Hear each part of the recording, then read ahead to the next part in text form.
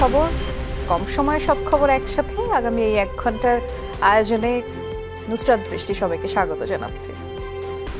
আওয়ামী লীগ সরকারের আমলে গুমের অভিযোগ এনে প্রথমবার ট্রাইব্যুনালে শেখ হাসিনার বিরুদ্ধে অভিযোগ দাখিল।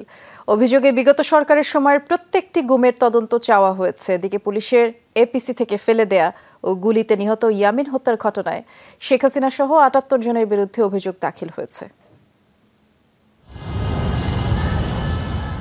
আন্তর্জাতিক অপরাধ ট্রাইব্যুনালে সাবেক প্রধানমন্ত্রী শেখ হাসিনার বিরুদ্ধে গণহত্যার অভিযোগ হয়েছে ৩২টি। তবে সোমবার প্রথমবারের মতো এলো গুমের অভিযোগ। শেখ হাসিনা, ডিবির ডিসি মশিউর রহমান সহ তৎকালীন পুলিশ, ডিবির সদস্য সহ ২৫ জনের বিরুদ্ধে অভিযোগ দাখিল করেছেন ব্যবসায়ী এনামুল কবির।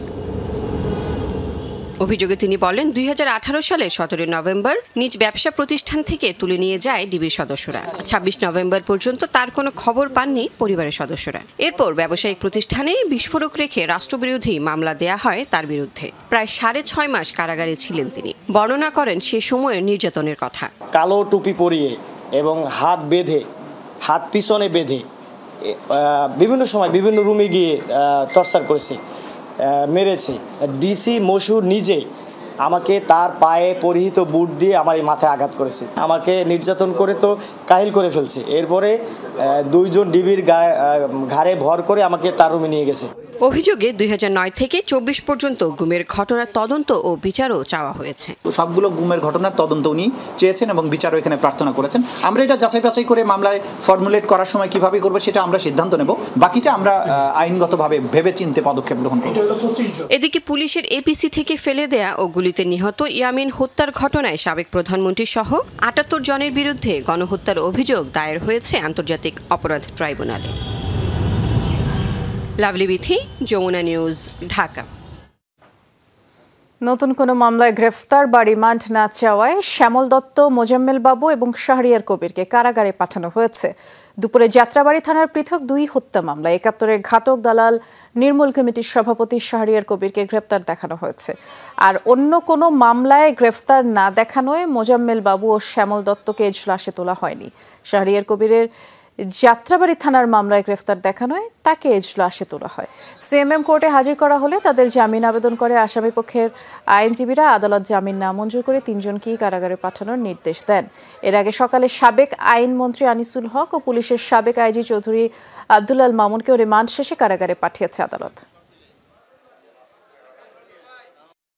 শুধু শাহরিয়ার কবির লেখা আছে, উনার পিতার নাম নাই, কোনো অ্যাড্রেস নাই, কোনো ঠিকানা নাই। উনাকে কারাগারে পাঠানো হবে। কালকে যখন শুনানি হবে তখন উনাকে আর কারাগার থেকে আনা হবে না, এমনি শুনানি হবে। নতুন কোনো মামলায় মোজাম্মেল বাবুকে সুনারেশ বা গ্রেফতার দেখানোর কোনো আবেদন করা হয় নাই এবং পত্র মামলাটিতে হচ্ছে নতুন করে কোনো রিমান্ড চাওয়া হয় নাই। বিজ্ঞ আদালত শুনানি হচ্ছে জামিন আবেদন নামঞ্জুর করেন। আসামি পক্ষে একটা রিমান্ড বাতিলপূর্বক জামিনের প্রার্থনা ছিল, সেটা আগামীকাল এই দরখাস্ত শুনানির জন্য রাখা হয়। বকেয়া বেতন ভাতার দাবিতে গাজীপুরের টঙ্গীতে ঢাকা ময়মনসিংহ মহাসড়ক অবরোধ করে বিক্ষোভ করেছেন পোশাক কারখানার শ্রমিকরা। এ সময় বেশ কয়েকটি যানবাহন ভাঙচুরের ঘটনাও ঘটে। স্থানীয়রা জানিয়েছে সকাল ৯টার দিকে এরশাদনগর এলাকায় মহাসড়কে অবস্থান নেন কারখানার শ্রমিকরা। এতে করে চলাচল বন্ধ হয়ে যায়। বিভিন্ন দাবিতে মহানগর ও শ্রীপুরে মোট 4টি কারখানার শ্রমিকরাও অবরোধ করে ঢাকা ময়মনসিংহ মহাসড়ক। এ সময় যান চলাচল ব্যাহত হলে দীর্ঘ যানজট দেখা দেয় এবং দিনভর দফায় দফায় বিভিন্ন সড়ক অবরোধ চলে। শ্রমিক অসন্তোষের কারণে গাজীপুরে 13টি পোশাক কারখানা বন্ধ রাখা হয়েছে বলে শিল্পাঞ্চল পুলিশ জানিয়েছে। এদিকে বন্ধ হওয়ার ছুটির কবলে শিল্পাঞ্চল আশুলিয়ার 52টি তৈরি পোশাক কারখানা। মালিক পক্ষের দাবি, আন্দোলনের নামে সৃষ্ট নৈরাজ্যের জেরে সকালে জামগড়া, বেরন সরকার মার্কেট, নরসিংহপুর, নিশ্চিন্তপুর ও ঘোষবাগ এলাকার বেশ কিছু কারখানা বন্ধ ঘোষণা করা হয়। 8 ঘন্টা কাজ, মাসিক 25,000 টাকা বেতন, 15% হারে বাৎসরিক বেতন বৃদ্ধি, হাজিরা বোনাস নির্ধারণ সহ 15 দফা দাবিতে শ্রমিকরা আন্দোলন করছে। 25,000 টাকা বেতন দিতে হবে, 15% দিতে হবে, বছরে 5টা বেসিক ফুল দিতে হবে, 1,000 টাকা হাজিরা বোনাস দিতে হবে। আমাদের দাবি না মানা পর্যন্ত আমরা এইভাবে শান্তি শৃঙ্খলাভাবে আমাদের আন্দোলন চালিয়ে যাব। বগুড়ায় ছাত্র আন্দোলনের সময় গুলিতে আহত স্কুল ছাত্র জুনায়েদ ইসলাম রাতুল চিকিৎসাধীন অবস্থায় মারা গেছে। ভোরে রাজধানী নিউরোসায়েন্স হাসপাতালে এই কিশোর মারা যায়। স্বজনরা জানান, রাতুল বগুড়ার পথ পাবলিক স্কুলে 6ষ্ঠ শ্রেণীর শিক্ষার্থী ছিল। 5 আগস্ট সকাল থেকে শহরের বড়গোলা এলাকায় আন্দোলন করছিল রাতুল। বিকেলে সদর থানার সামনে আন্দোলনরত অবস্থায় মাথাসহ শরীরের বিভিন্ন স্থানে গুলিবিদ্ধ হয়। স্থানীয়রা তাকে উদ্ধার করে হাসপাতালে নেয়। অবস্থার অবনতি হলে রাজধানীর নিউরোসায়েন্সে ভর্তি করানো হয়। সোয়া 1 মাস পর প্রাণ হারালো রাতুল। বিকেলে কেন্দ্রীয় শহীদ মিনারে জানাজা শেষে বগুড়ায় দাফন করার কথা তাকে।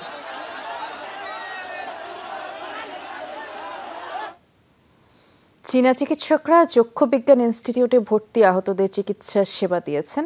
এর পাশাপাশি রোগীদের সেবায় দেশীয় চিকিৎসক এবং প্রযুক্তিগত কৌশল নির্ধারণেও সহায়তা করছেন।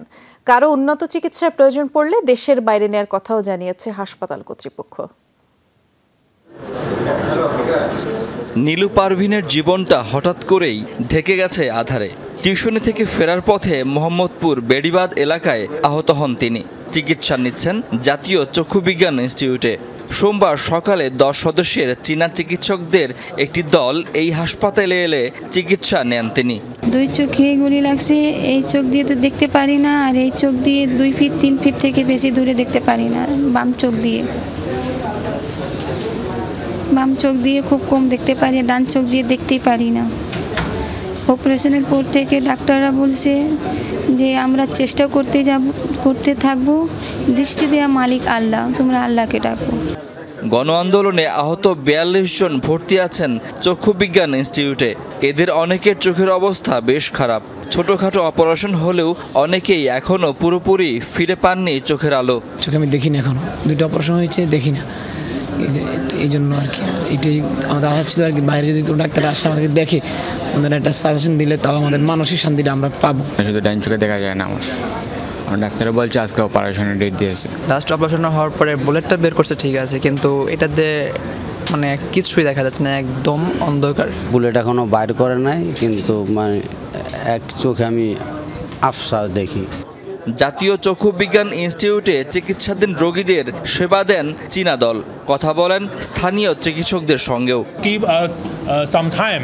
The doctor need to see the injured people carefully and make a better plan with the Bangladesh doctors. যদি প্রয়োজন হয় তারা রোগীকে চায়নায় নিয়ে যাবেন এবং তারা আমাদের যে ন্যাশনাল ইনস্টিটিউট তার ফ্যাসিলিটিস তারা দেখেছেন, এবং যদি সেরকম হয় আমাদের ফ্যাসিলিটি ইউজ করেও তাদের এক্সপার্টিস তারা এখানে অপারেশন বা প্রসিডিওর করবেন।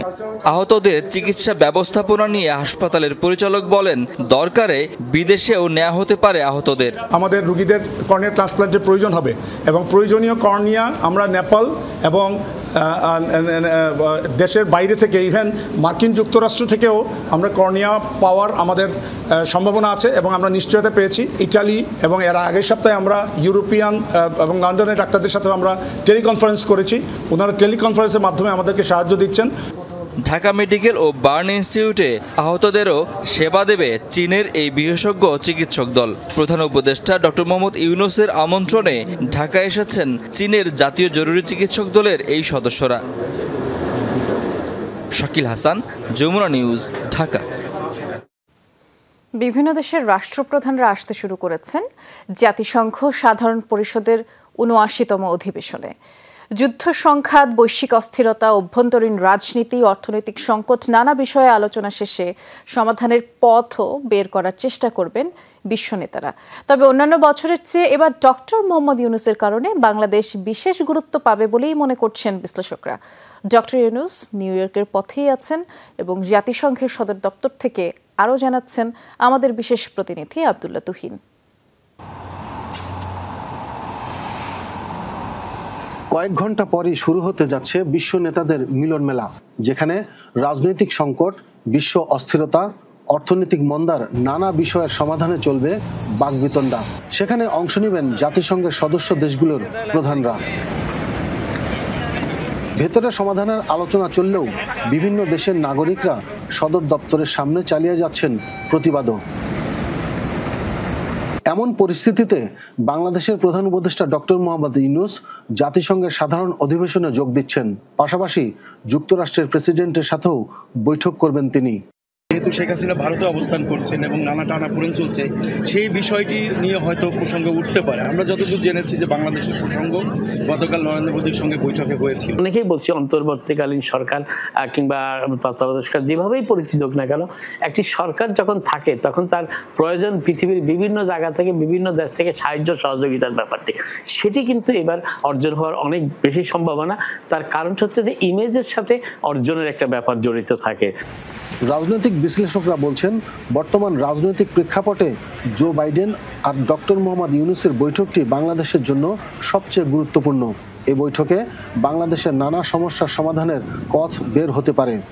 বাংলাদেশের কোন সরকার প্রধান যুক্তরাষ্ট্রের সরকার প্রধানের সাথে দ্বিপাক্ষিক বৈঠকে মিলিত হবেন জাতিসংঘের সদর দপ্তরে। এইটিকে পলিটিক্যালি ইম্প্যাক্ট তার যতটুকু, তার চেয়ে বিশ্বব্যাপী বাংলাদেশের ইমেজ, বাংলাদেশের অবস্থান এবং বাংলাদেশ সরকারের ভাবমূর্তি এবং ডক্টর ইউনূসের যে সারা বিশ্বব্যাপী পরিচিতি, সবগুলো একটা ইম্প্যাক্ট কাজ করছে। যে একটি রেভলিউশনের মাধ্যমে এই সরকারটি ক্ষমতায় আসছে, গণবিপ্লবের মাধ্যমে, এবং এটার কোন নির্বাচনের মাধ্যমে আসেন। এবার তারপরেও জো বাইডেনের সাথে তার যে বৈঠক, এই বৈঠকটিকে সবচেয়ে যারা ডিপ্লোম্যাটিক পর্যবেক্ষক আছে, কূটনৈতিক পর্যবেক্ষক মহল যারা আছে, তারা এটিকে সবচেয়ে তাৎপর্যময় বলে মনে করছেন। মূল অধিবেশনের আগেই যুক্তরাষ্ট্রের প্রেসিডেন্টের সাথে ভারতের প্রধানমন্ত্রী নরেন্দ্র মোদীর বৈঠক হয়েছে। সেখানে বাংলাদেশের রাজনৈতিক পরিস্থিতি নিয়েও দুজনের মধ্যে কথা হয়েছে। ভারতের প্রধানমন্ত্রীর সাথে আমেরিকার প্রেসিডেন্ট জো বাইডেনের বৈঠকের একদিন পর আমেরিকার প্রেসিডেন্টের সাথে বৈঠকে বসছেন বাংলাদেশের সরকার প্রধান ডক্টর মোহাম্মদ ইউনূস, এবং যা গত 30 বছরে কোনো বাংলাদেশের সরকার প্রধানের সাথে আমেরিকার সরকার প্রধানের দ্বিপাক্ষিক বৈঠক হচ্ছে, যার মাধ্যমে ভারতের সাথে যে সম্পর্কের টানাপোড়েন তৈরি হয়েছে সাম্প্রতিক সময়ে, সেটির একটি সুন্দর সমাধান বেরিয়ে আসতে পারে বলেও মনে করছেন বিশেষজ্ঞরা। আব্দুল্লাহ তুহিন, যমুনা নিউজ, জাতিসংঘ সদর দপ্তর, নিউ ইয়র্ক। ভারতে ইলিশ উপহার হিসেবে যাচ্ছে না, রপ্তানির পর সরকার টাকা পাবে, এমনটি বলেছেন পরিবেশ, বন ও জলবায়ু পরিবর্তন মন্ত্রণালয়ের উপদেষ্টা সৈয়দা রিজওয়ানা হাসান। সকালে নোয়াখালীর কোম্পানিগঞ্জের মুসাপুর রেগুলেটর এলাকা পরিদর্শন শেষে উপদেষ্টা বলেছেন, ইলিশ এখনও যায়নি, শুধুমাত্র সিদ্ধান্ত হয়েছে, এরই মধ্যে দেশে দাম বেড়ে গেছে, কাজেই রপ্তানি হলে দাম বাড়বে এমন ধারণা ঠিক নয়। তিনি আরও বললেন, বৈষম্য বিরোধী ছাত্র আন্দোলনে ওপার থেকে অনেকেই সমর্থন দিয়েছে, প্রতিবেশীর সাথে বিভিন্ন বিষয়ে আলাপ আলোচনা করতে হবে, আমরা চাই না সেই ধারা বন্ধ হোক।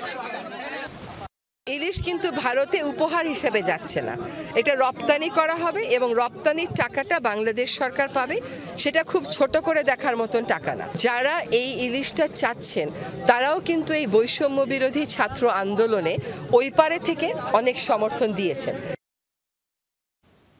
বেসরকারি টেলিভিশন সিএসবি সম্প্রচার বন্ধের সিদ্ধান্ত স্থগিত করেছেন হাইকোর্ট। এর ফলে চ্যানেলটির সম্প্রচারে আসতে আর বাধা নেই বলেই জানিয়েছেন আইনজীবী। সোমবার বিচারপতি কামরুল হোসেন মোল্লা ও বিচারপতি কাজী জিনাত হকের সমন্বয়ে গঠিত হাইকোর্ট বেঞ্চ এই আদেশ দিয়েছেন। এর আগে আদালতে বেসরকারি টেলিভিশন সিএসবি টেলিভিশন সম্প্রচার বন্ধের সিদ্ধান্ত স্থগিত চেয়ে আবেদন করেন বিএনপির প্রয়াত নেতা সালাউদ্দিন চৌধুরীর ছেলে ফয়াজ কাদের চৌধুরী। জানিয়েছেন 3 থেকে 6 মাসের মধ্যে চালু হতে পারে সিএসবি, আর সাবেক কোনো কর্মীকে বরখাস্ত করা হয়নি, যারা ইচ্ছুক তারা আসলে তাদের সাথে আলোচনা করা হবে। বৈপক্ষ শুনে 2007 সালের 6 সেপ্টেম্বর সিএসবি নিউজের যেই প্রচারে নিষেধাজ্ঞা জারি করেছিল সেটি স্থগিত করেছে। এর ফলে সিএসবি নিউজের আর টেলিভিশন চালাইতে সম্প্রচার করতে আর কোনো আইনগত বাধা রইল না। নটরডেম কলেজের অফিস সহকারী লিফিকা গোমেজ হত্যা মামলায় 2 আসামিকে গ্রেপ্তার করেছে পিবিআই। গতকাল সূত্রপুর এলাকা থেকে তাদেরকে গ্রেপ্তার করা হয়। ধানমন্ডির সংবাদ সম্মেলনে সংস্থাটি জানিয়েছে, চুরিতে বাধা দেয়া লিফিকাকে হত্যা করে আসামিরা। গত 10 সেপ্টেম্বর অফিস শেষ করে বাসায় গিয়ে আর কাজে যোগ দেয়নি লিফিকা গোমেজ। পরে সূত্রাপুরের ভাড়া বাসায় গিয়ে সহকর্মীরা রক্তাক্ত অবস্থায় তাকে উদ্ধার করে বাসা থেকে। হত্যা মামলার পর পিবিআই চুরি যাওয়া মোবাইল উদ্ধার করেই জানতে পারে প্রতিবেশী জুয়েল রানা ও সহযোগী নজরুল ইসলাম লিফিকাকে হত্যা করে। পিবিআই আরও জানিয়েছে, পাশের বাসার ছাদ দিয়ে রশি বেয়ে প্রথমে ভেন্টিলেটর ভেঙে লিফিকার বাসায় প্রবেশ করে জুয়েল, পরে বন্ধু নজরুলকে ডেকে আনে। এই বিষয়টি লিফিকা টের পেলে তাকে হত্যার পর বাসা জিনিসপত্র নিয়ে যায় আসামিরা।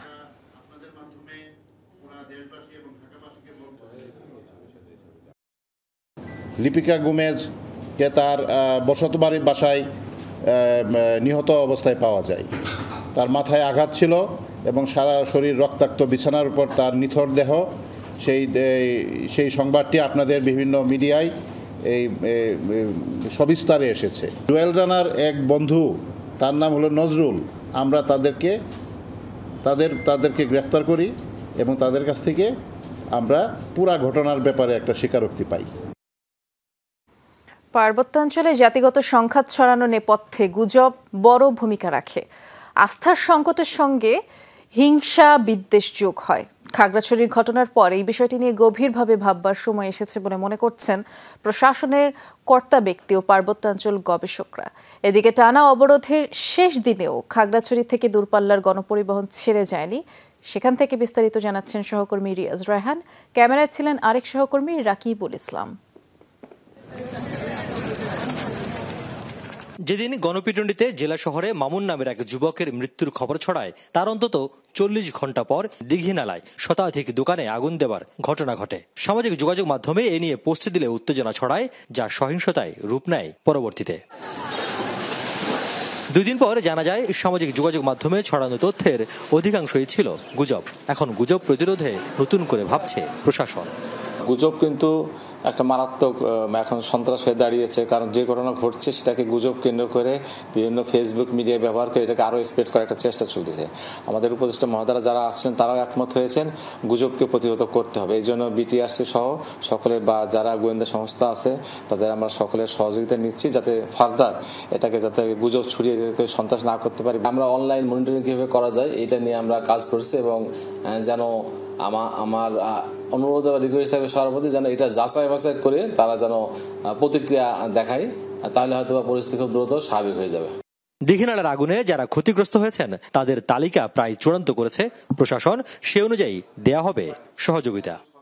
যারা হতাহত হয়েছে আমি পুলিশ সুপার মহোদয় আমার হসপিটালে গিয়েছি, যারা আহত হয়েছে তাদের সুচিকিৎসার ব্যবস্থা করেছি এবং যারা নিহত হয়েছে জেলা প্রশাসনের পক্ষ থেকে পরিবার প্রতি আমরা 25,000 টাকা প্রদান করেছি এবং যে সকল ক্ষয়ক্ষতি হয়েছে তাদেরকে পুনর্বাসনের জন্য স্থানীয় প্রশাসন থেকে আমরা উদ্যোগ নিয়েছি। এদিকে 3 দিনের টানা অবরোধের শেষ দিনে জীবনযাত্রা ছিল স্বাভাবিক, তবে ছেড়ে যায়নি দূরপাল্লার পরিবহন। যদি অবরোধ না থাকে, পরিস্থিতি যদি উন্নতি হয় তাহলে আগামীকাল সকাল থেকে যাবে। সাজেকে আটকা পড়ছে, প্রায় 1,500-এর মতো আছে যা শুনতে পারছি আর কি। অবরোধের কারণে সবচেয়ে বেশি বিপাকে পড়েছেন পর্যটন কেন্দ্র সাজেক যাওয়া পর্যটকরা। খাবার ও পানির সংকটের সঙ্গে যোগ হয়েছে বিদ্যুৎহীন হাঁসফাঁস অবস্থা। অন্যতম সমস্যা হচ্ছে পানি।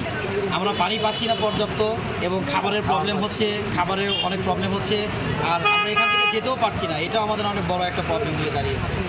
ভবিষ্যতে এমন সংঘাত সহিংসতা এড়াতে পাহাড়ে পাড়াভিত্তিক কমিটি গঠনের কথা জানিয়েছেন প্রশাসনের কর্মকর্তারা। একটি ঘটনা কোথা থেকে শুরু হয়ে কোথায় গিয়ে শেষ হয় তার সবশেষ উদাহরণ দীঘিনালার শতাধিক দোকানঘর পুড়িয়ে দেওয়ার ঘটনাটি। আর এর পেছনে কাজ করেছে গুজব, এমনটাই বলছেন প্রশাসনের কর্তা ব্যক্তিরা। তাই তারা বলছেন এই ধরনের ঘটনা মনিটরিংয়ের জন্য একটি সেল এখন তৈরি করা সবচেয়ে বড় জরুরি। আর যদি সেটি করা যায় তাহলে ভবিষ্যতে এমন অনাকাঙ্ক্ষিত ঘটনা ঠেকানো অনেকটা সম্ভব। রিয়াজ রায়হান, যমুনা নিউজ, খাগড়াছড়ি। পার্বত্য চট্টগ্রাম নিয়ে প্রতিবেশী দেশসহ অনেকেই ষড়যন্ত্র করছে। বিগত সরকারের কেউ কেউ সেই ষড়যন্ত্রে উস্কানি দিচ্ছে বলে দাবি করেছে পার্বত্য চট্টগ্রামে বসবাসরত ছাত্র জনতা।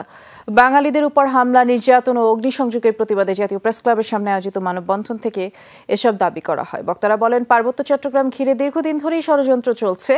আদিবাসী ষড়যন্ত্র বাংলাদেশকে বিচ্ছিন্ন করার ষড়যন্ত্র বলেও উল্লেখ করেন বক্তারা। এই মানববন্ধনে যোগ দিয়ে পার্বত্য অঞ্চলের বাঙালিরা বললেন, আন্তর্জাতিক ষড়যন্ত্রের অংশ হিসেবেই পার্বত্য চট্টগ্রামে বিভীষিকাময় পরিস্থিতির সৃষ্টি হয়েছে। শান্তি চুক্তির পরও কেন ইউপিডিএফ জেএসএস সশস্ত্র হামলা চালাচ্ছে সেই প্রশ্ন রাখেন তারা। দাবি করেন, দেশকে নতুন করে অস্থিতিশীল করতে সন্ত্রাসীরা উঠে পড়ে লেগেছে। শান্তিপূর্ণভাবে পাহাড়ের সকলকে বসবাসের আহ্বান জানান বক্তারা।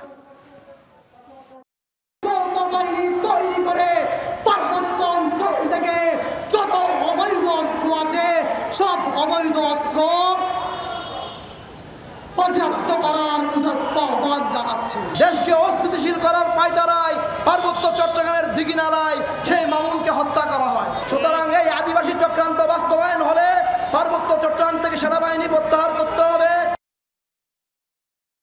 পাহাড়ে সন্ত্রাসের মধ্য দিয়ে আবারও সরকারকে অস্থিতিশীল করার ষড়যন্ত্রে লিপ্ত আছে ফ্যাসিবাদীরা, এমন অভিযোগ করেছেন বিএনপি চেয়ারপারসনের উপদেষ্টা জয়নুল আবদিন Faruk.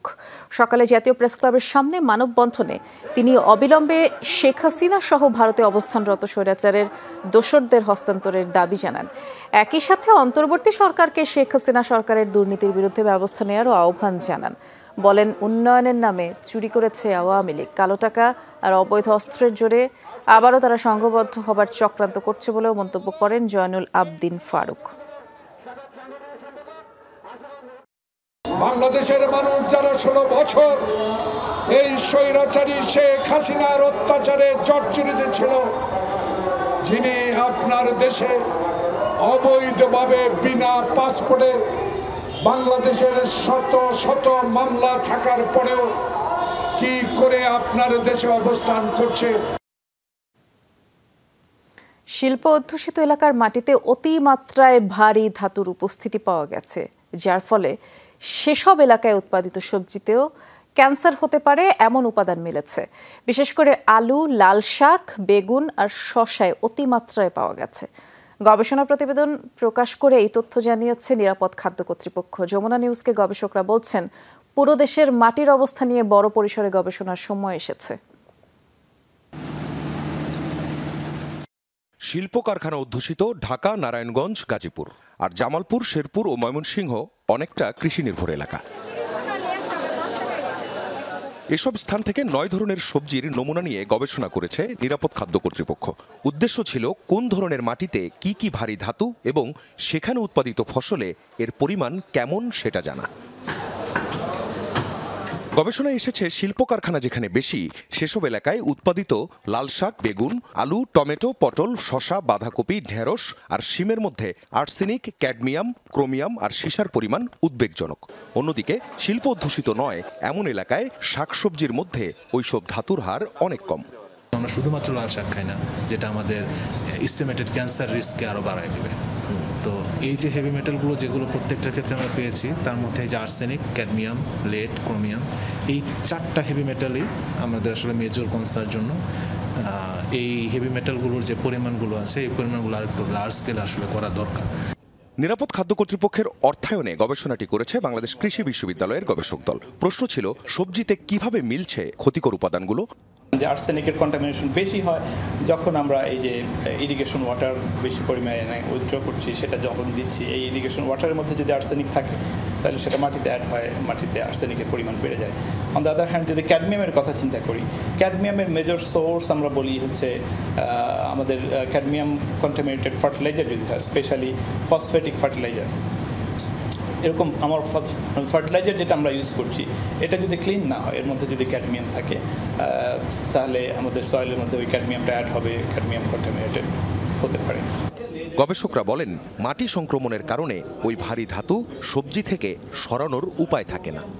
Once it is getting into the food, এটা এমন কোনো প্রসেস নাই যেটার মাধ্যমে এটাকে ওইটার থেকে আলাদা করা যাবে। গবেষকরা বলছেন, সময় থাকতে সাবধান না হলে অদূর ভবিষ্যতে দেশের মাটিতে নিরাপদ খাদ্য উৎপাদন ব্যাপক ঝুঁকিতে পড়বে। তার মধ্যে উনি সেটাকে ওয়াশ করছেন। আখলাকুস সাফা, যমুনা নিউজ, ঢাকা। নিশ্চিত মৃত্যুর মুখ থেকে ফিরেছেন ফলের দোকানের কর্মচারী আব্দুস সামাদ। ছাত্র জনতার আন্দোলনে পুলিশের রাইফেল থেকে মাথায় গুলিবিদ্ধ হন তিনি।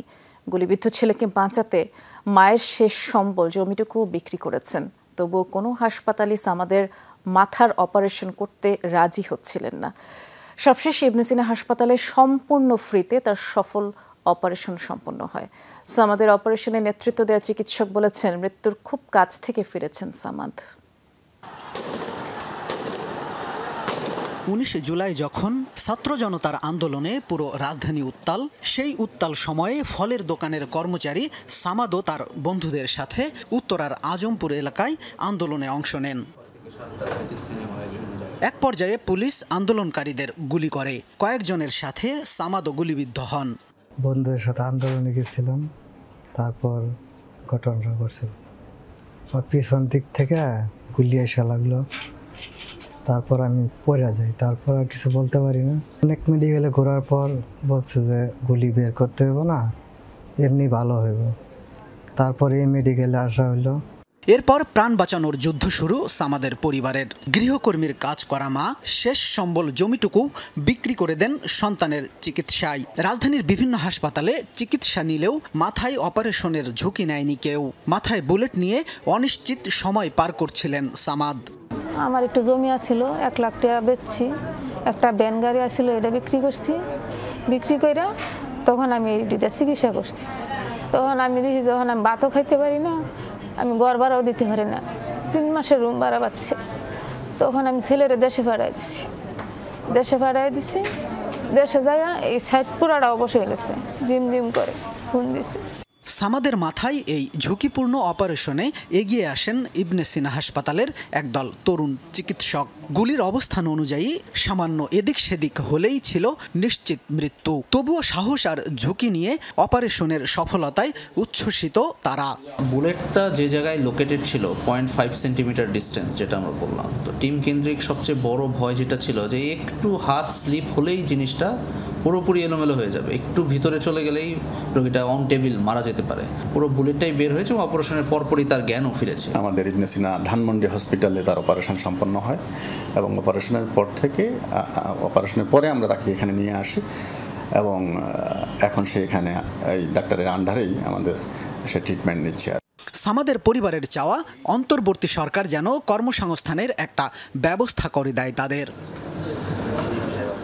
শামীম রেজা, যমুনা নিউজ, ঢাকা। এই মুহূর্তে ব্যাংকিং খাত নিয়ে ব্রিফ করছেন বাংলাদেশ ব্যাংকের governor doctor Ahsan H Mansur. সরাসরি যাচ্ছি তার বক্তব্যে। সে টাকা তো তারা পুরো ফেরত নিয়ে গেছে, ডিউ প্রসেস দিয়ে দিয়ে গেছে। এটার মধ্যে গোল্ডম্যান স্যাক্স ওয়াজ ইনভলভড, তারাও টাকা ফেরত দিয়ে দিয়েছে। তাদের যে কর্মচারী সে তার জেল হয়েছে, এটা তো হয়েছে, ইন্টারন্যাশনালি তো হয়েছে। তো করা সম্ভব, উদ্যোগ থাকতে হবে এবং এটাকে চাপ সৃষ্টি করতে হবে গণমাধ্যমে। ওদের দেশেও তো গণমাধ্যম আছে।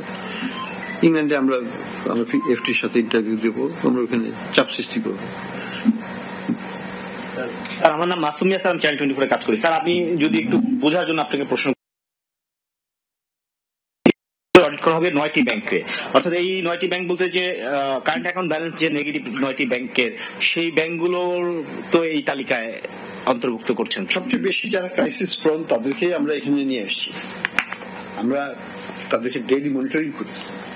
আজকের মনিটরিং এ যেটা দেখা যাচ্ছে যে আমরা গত 2 দিন ধরে তারা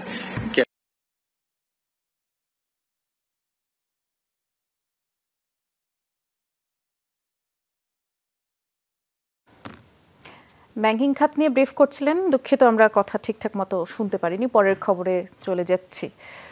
নতুন জীবন পেল 2 যমজ শিশু। জন্মগতভাবেই বুক ও পেটের অংশে জোড়া লাগানো ছিল শিশু শিফা ও রিফার। তবে ঢাকা মেডিকেল কলেজ হাসপাতালে জটিল অস্ত্রোপচারের মাধ্যমে সফলভাবে তাদের পৃথক করা হয়েছে। দুপুরে এই অস্ত্রোপচারের বিভিন্ন তথ্য প্রকাশ করা হয় এক ব্রিফিংয়ে। আর সেখানেই জানানো হয়েছে গত 7 জুন শিফা এবং রিফা নামের 2 যমজ শিশু জন্ম নেয়। পরবর্তীতে গত 21 জুন ঢাকা মেডিকেল কলেজ হাসপাতালে তাদের ভর্তি করা হয়। আর্থিক ও যাবতীয় নানা জটিল চ্যালেঞ্জ মোকাবেলা করে অস্ত্রোপচারের মাধ্যমে তাদেরকে পৃথক করা হয়। রিফা শারীরিকভাবে স্থিতিশীল থাকলেও শিফা এখনও ঝুঁকিতে। পর্যায়ক্রমে তার আরও অপারেশন লাগবে বলে ঢাকা মেডিকেল কলেজের পক্ষ থেকে জানানো হয়েছে। নরসিংদী সদর উপজেলায় ঘোড়াদিয়ার পরিত্যক্ত একটি ডোবা থেকে 582 রাউন্ড গোলাবারুদ উদ্ধার করেছে সেনাবাহিনী। দুপুরে মসলিউদ্দিন ভূঁইয়া স্টেডিয়ামে সদর মডেল থানা পুলিশের কাছে এসব গোলাবারুদ হস্তান্তর করা হয়। সেনাবাহিনী জানায়, গোপন সংবাদের ভিত্তিতে 28 ইস্ট বেঙ্গলের একটি টহল দল ঘটনাস্থলে অভিযান চালায়। পরে একটি ভাঙা অ্যামুনিশন বক্স সহ 582 রাউন্ড গোলাবারুদ উদ্ধার করা হয়। ধারণা করা হচ্ছে উদ্ধারকৃত ওই গোলাবারুদগুলো জেলা কারাগার থেকে লুট হওয়া।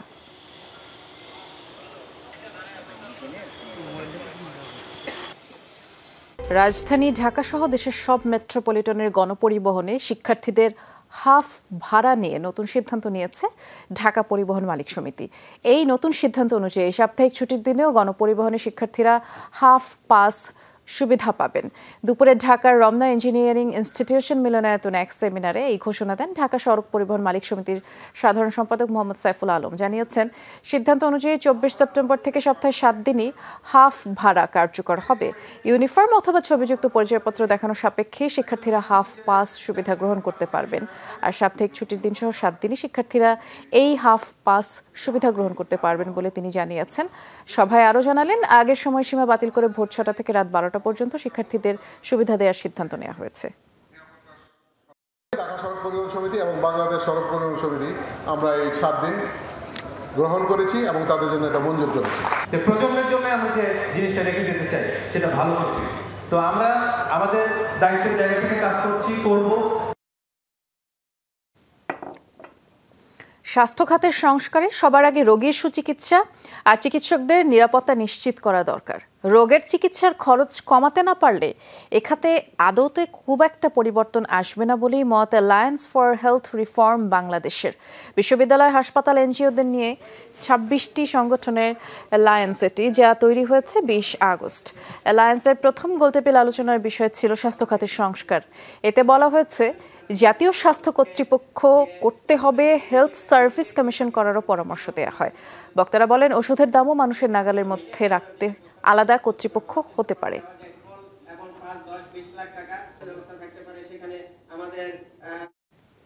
যুব সমাজকে দক্ষ জনশক্তিতে রূপান্তর করতে আনসার ভিডিপির প্রশিক্ষণগুলো আরও যুগোপযোগী করা হচ্ছে বলে জানিয়েছেন আনসার ও গ্রাম প্রতিরক্ষা বাহিনীর মহাপরিচালক মেজর জেনারেল আব্দুল মোতালেব সাজ্জাদ মাহমুদ।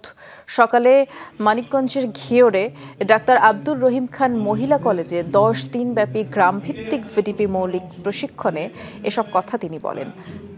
মহাপরিচালক বলেছেন, ভিডিপি সদস্যরা নিজেদের আর্থসামাজিক উন্নয়নের পাশাপাশি দেশের অর্থনৈতিক চালিকা শক্তিও সচল রাখতে অগ্রণী ভূমিকা পালন করছে।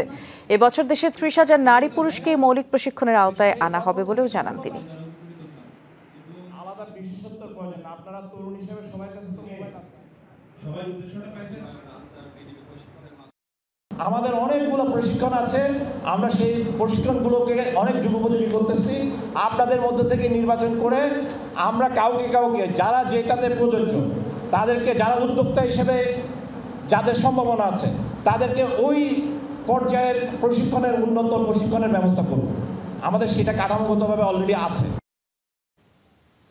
হবিগঞ্জে বাংলাদেশ বিদ্যুৎ উন্নয়ন বোর্ডের বিক্রয় ও বিতরণ বিভাগে কর্মরত উপসহকারী প্রকৌশলী চাঁদনী আক্তারের বদলির আদেশ পুনর্বিবেচনার দাবিতে মানববন্ধন করেছে পিডিবির আওতাধীন গ্রাহক সেবা সমন্বয় কমিটি। দুপুরে শহরের পিডিবি কার্যালয়ের সামনে এই মানববন্ধনে শতাধিক নারী পুরুষ অংশ নেয়।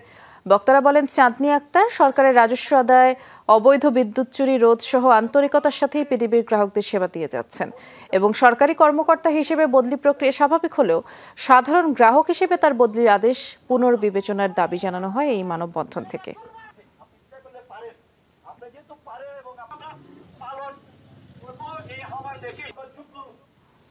চেন্নাই টেস্টের আগে শতভাগ ফিট ছিলেন সাকিব, তবে ম্যাচ চলাকালীন হালকা ব্যথা পেয়েছেন তিনি, বলছেন নির্বাচক হান্নান সরকার। কানপুর টেস্ট শুরু 27 সেপ্টেম্বর। এর আগে সাকিবের আঙুলের চোট যাচাই করা হবে, তবে কেবল ব্যাটার সাকিবও খেলতে পারে ম্যাচ, সেই ইঙ্গিত দিয়েছেন হান্নান। চেন্নাই থেকে সহকর্মী হাসিনুর রহমানের রিপোর্ট। সাকিবের হাতের একটা ব্যথা নিয়ে বেশ আলোচনা হচ্ছে। চেন্নাই টেস্টে বড় হারের পর গণমাধ্যমের মুখোমুখি হয়েছে নির্বাচক হান্নান সরকার, কিন্তু ম্যাচে কেন খারাপ করলো ব্যাটাররা তার চেয়ে বেশি কথা হয়েছে সাকিব আল হাসানকে নিয়ে। তার ইনজুরি নিয়ে পরিষ্কার ধারণা দিলেন জাতীয় দলের সাবেক ওপেনার। এটা কিন্তু ম্যাচের আগে ছিল না, এটা অনেকেই অনেকভাবে এক্সপ্লেন করার চেষ্টা করছে, বাট আমরা ম্যাচের আগে যখন ফিজিও কনসার্ন নেই সেখান থেকে কিন্তু আমরা 100% ক্লিয়ারেন্স নেই যে কোন প্লেয়ারের কী স্ট্যাটাস রয়েছে। সেই জায়গা থেকে সাকিব ম্যাচ খেলেছে এবং সাকিব আসলে পুরো 100% ফিটই ছিল। চোটের কারণে সাকিব বোলিংয়ে সেরাটা দিতে পারেননি, ব্যাট হাতেও তার ফর্মটা প্রত্যাশার কাছাকাছি নেই। তাহলে কি কানপুর টেস্টে পরিকল্পনায় থাকছেন না সাকিব?